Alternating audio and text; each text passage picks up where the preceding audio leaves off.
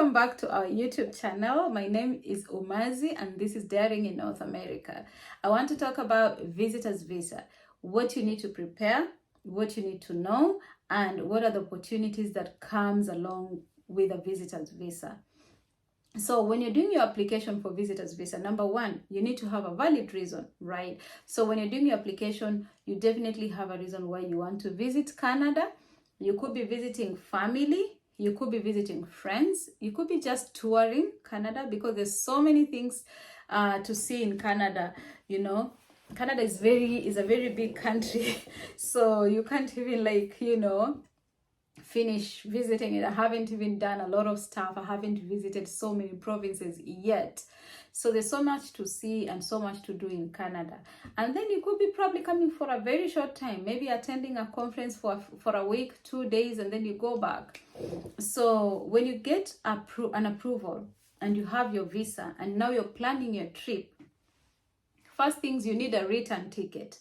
Do not book a one-way ticket. You need a return ticket. I know sometimes maybe you are like, oh, I'm going for a week, but my salary is coming next month and I'm gonna book when I'm in Canada. No, find a way, book a return ticket. Number two, make sure that your reason for a visit is still valid, because I know like what happened last year after the COVID. Actually, there has been a lot of backlog and a lot of visas have been pending approval for such a long time. But then what happened from, I think, the month of May, if I'm not wrong, actually towards the end of April up to date, they have tried to clear that backlog and a lot of visas have been approved at that time, or they were approved at that time. So your reason for coming, maybe it has already expired, because maybe you wanted to attend a conference last year in September. Now it's no longer there, it's already closed. You have to see if there is another similar opportunities for you to attend, and then you go for that. So you reapply for that new opportunity, let's say a new conference or a new event, and then you can still use the same visa because you don't need to do reapplication. You just have to have a valid reason. Most of the time your visa will be like multiple. I've seen most of the visas for Canada, they give multiple entries for such a long period of time. You might receive even for 9 years, so you will receive for a long period of time multiple entries, so you can come in any time and go back to your country as long as your visa is still valid and you have a valid reason why you're coming. So that is one. Make sure you have enough money. Okay, make sure you have enough money to sustain your period of stay. Let's say you're coming for let's say an event that is a week long. You need to have money that will support your hotel booking. So you need to have a hotel, you need to have your itinerary for that period of time, like what will you be doing for that 1 week or 7 days or a month. You also need to have money for food. Okay, you need to have an address, so hotel booked, reserved or booked, your itinerary, your money to show that yes, I'm able to sustain myself during this period of time of my stay. Yeah, and then the other thing is, so you have your return ticket, you have your reason why you're coming, you have your money. Make sure you have at least one contact, because I know a lot of people, they have been given like, oh, I have somebody there, just go, when you land they'll pick you up. Make sure you're in communication with this person. Reach them out, reach out to them, like tell your person who is assisting you to give you the contact of this person, so that you know who you're talking to, you know what is happening, who is going to pick me from the airport, am I going to take a ride to this address, to a hotel, am I going to meet somebody who will pick me up and assist me. Have that arranged prior to your visit, so that you don't get confused. You're here, you're boarding a plane, you don't even know what will happen next. So make sure you have at least a contact. If you have a friend, if you have a relative that reach out to them. Tell them, I'll be traveling. Somebody's supposed to pick me up, but I'm traveling on this. So that if anything happens and you will need their assistance, they know, they are standby that, oh, I know somebody's traveling and I'm going to check up on them when they land, So make sure you have that in mind. And then there are questions that you're going to be asked at your port of entry. Those immigration officers, they are very powerful. I'm telling you, If you don't give them a valid reason, if you don't respond to their questions according to the expectation, they can send you back.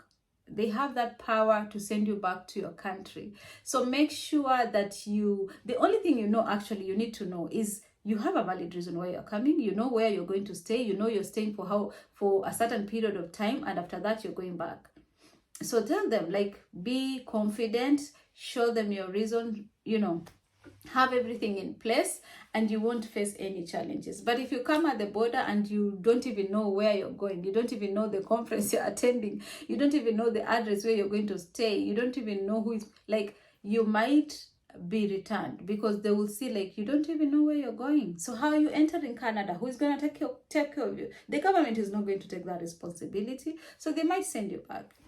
So now you've landed, you've entered Canada, you have your visitor's visa, you've done all you need to do during your visit, and you're done, but you love the country.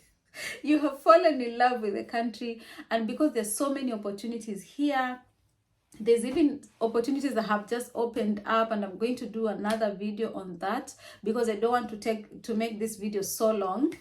Is that, with that visitor's visa, there's so many things you can do with it. So if you feel like you have fallen in love with the country and you would like to explore more opportunities, you are actually allowed to look for a job. So you can look for a job, but it has to be LMIA approved. Okay, it has to be through the LMIA process. So it has to be from an LMIA approved employer. So if you get a valid job offer from them, you can use that job offer to switch or to change your visitor's visa to a work visa. It is legally allowed.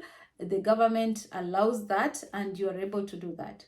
You can also use that visitor's visa. Let's say you're like, oh, I feel like I can go to school and get Canadian experience. You can apply for school and change your visa from visitors to study visa, to a study permit. And when you get your study permit, you're allowed to work. So you can work in Canada.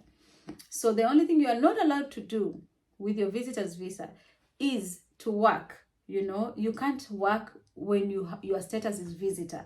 So first you need to change that status. So for you to change that status, you need to get a job.